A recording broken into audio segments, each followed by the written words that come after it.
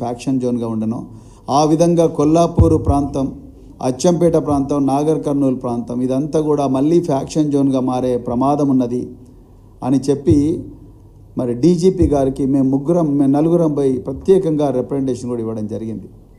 ఇలా బాధతో మాట్లాడుతున్న విషయం ఏంటంటే ఆ రిప్రజెంటేషన్ ఇచ్చిన 10 రోజులకు ప్రజాప్రతినిధులకు రక్షణ కల్పించలేకపోగా ఇలా నిన్నగాక మొన్న మా సీనియర్ నాయకుడు శ్రీధర్ రెడ్డి గారి హత్య లక్ష్మీపల్లి చిన్నంబావి మండలంలో జరిగింది.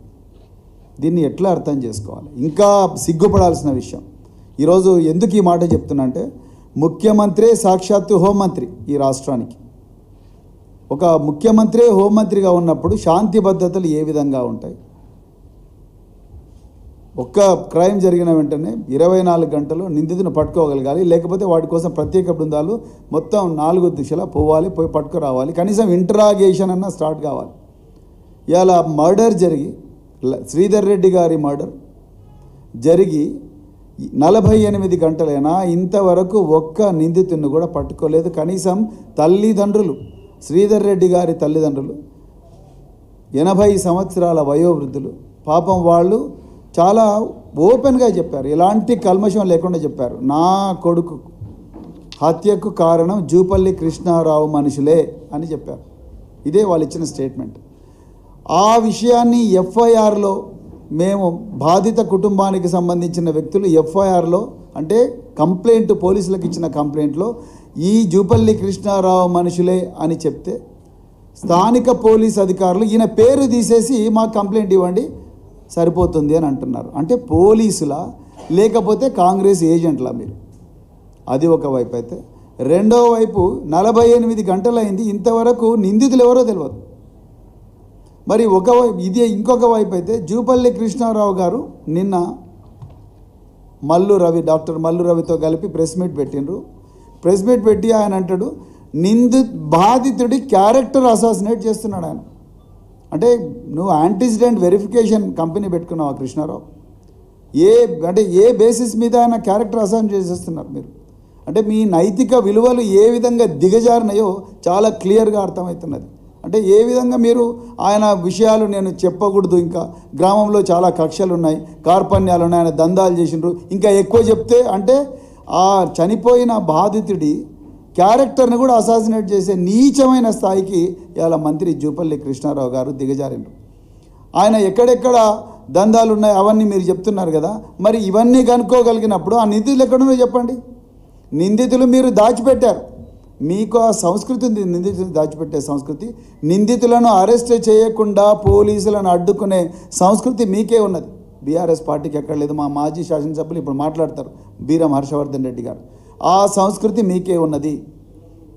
మేము చాలా క్లియర్గా డీజీపీ గారికి చెప్పినాం, సార్ ఈ ఏరియాలో ఫ్యాక్షన్ సంస్కృతి జూపల్లి కృష్ణారావు గారు మంత్రి అయిన తర్వాత పెద్ద ఎత్తున 4 పడగలు విస్తరిస్తున్నది, దయచేసి దీన్ని కట్టడి చేయాలి అని చెప్పడం జరిగింది. కానీ ఒక్కరి మీద కూడా చర్య తీసుకోలేదు.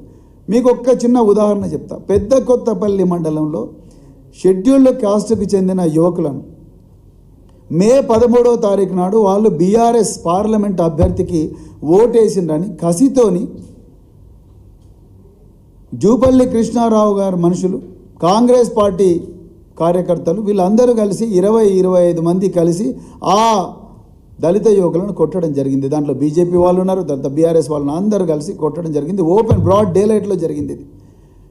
ఈరోజు ఉదయం మేము డిఎస్పీ గారితో మాట్లాడాము. ఇన్సిడెంట్ జరిగి 13 రోజులైంది.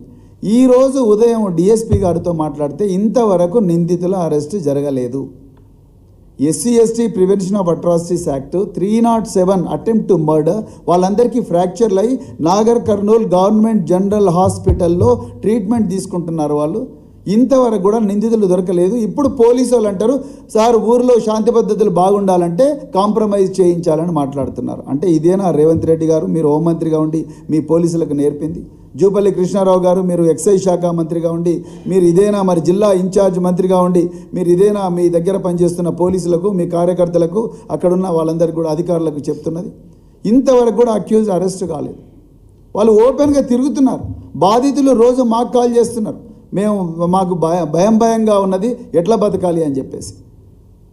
1 కాదు 2 కాదు ఎన్నో మరి సంఘటనలో పోలీసులు మా కార్యకర్తలు బాధితులైనప్పుడు కూడా మేమిచ్చిన కంప్లైంట్ తీసుకోకుండా వాళ్ళు ఇచ్చిన కంప్లైంట్ తీసుకొని బెయిల్ రాని సెక్షన్లన్నిటి కూడా మా కార్యకర్తల మీద పెట్టి వాళ్ళందరూ జైలుకు పోయే విధంగా చూస్తున్నారు.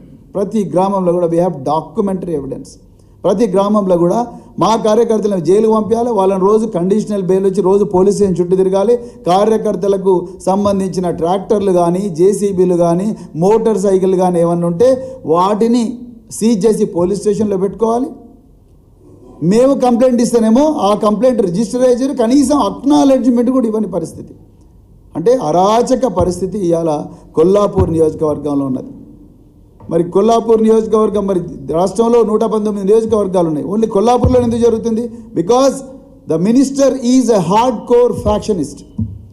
ఆయనకు ఫ్యాక్షనిజం నడపడం అనేది వెన్నతో పెట్టిన విద్య. గ్రామాలను విడదీయడం, వితిన్ ద గ్రామం ఇరు వర్గాలను సృష్టించడం, వాళ్ళ మీద కేసులు పెట్టించడం. ఇలా మీరు ఆశ్చర్యపోతారు మిత్రులారా, ఎన్ని గ్రామాల్లో కేవలం ఈ డిసెంబర్ 3వ తారీఖు 2023 నుంచే ఇప్పటి వరకు ఎన్ని గ్రామాలు కౌంటింగ్ అయిన రోజున్నాయి. కౌంటింగ్ ఒకవైపు జరుగుతుంది, హర్షవర్ధన్ రెడ్డి గారి మనుషుల కార్లను మొత్తం కూడా ధ్వంసం చేయడం. అదేవిధంగా గంట్రాపల్లిలో బీఆర్ఎస్ లీడర్ మల్లేష్ యాదవ్ అని ఒక ఆర్మీ జవాన్ అండి, అతన్ని ఘోరంగా మర్డర్ చేశారు. మరి కేటీఆర్ గారు కూడా ఆ రోజు హర్షవర్ధన్ రెడ్డి గారు కేటీఆర్ గారు కూడా ఆయన శవయాత్రలో పాల్గొన్నారు. కనీసం ఆర్మీ జవాను, దేశాన్ని రక్షించే ఆర్మీ జవాను ప్రాణాలకు కూడా, వాలంటరీగా రిటైర్ అయిన ఆర్మీ జవాను ప్రాణాలకు కూడా రక్షణ లేని పరిస్థితి కాంగ్రెస్ ప్రభుత్వంలో. అదేవిధంగా పాన్గల్ ఎంపీపీ శ్రీధర్ రెడ్డి గారిని ఆయనను అటాక్ చేశారు, ఆయన మీద డీజిల్ పోసారు. అదేవిధంగా మరి జొన్నలబొగుడ అనే గ్రామంలో సర్పంచ్ రవి నాయక్ ఇంటిని దాడి చేశారు.